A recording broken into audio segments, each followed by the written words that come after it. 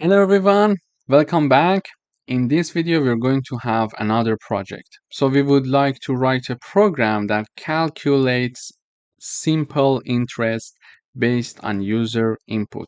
To do that, first I'm showing the message to the user saying that welcome to the simple interest calculator. Then I'm going to ask the user three inputs. The first one is the principal variable, the second one is the rate, and the third time is the time.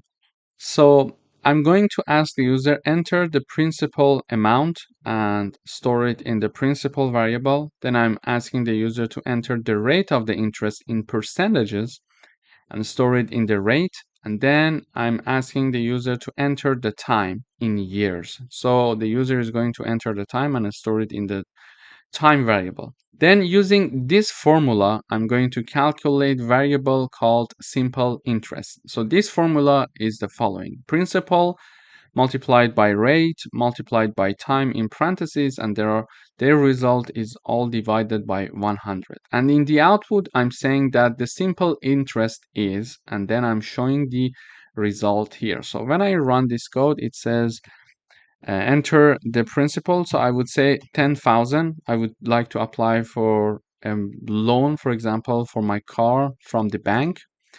And I would like to ask for 10,000. And the rate of the bank is 4.5, for example, percent.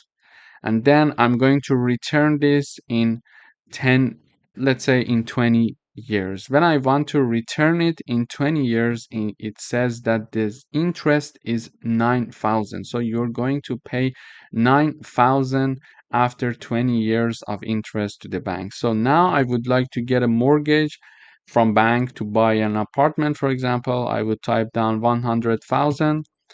I would say the interest rate is 7, and I'm going to return it in 30 years. It says that after 30 years, I have to return $210,000 to the bank for the initial principal amount of 100,000 with the 7% of the interest for the duration of 30 years. So in this video, we learned how we can provide a program that calculates simple interest based on input user. Thank you for watching.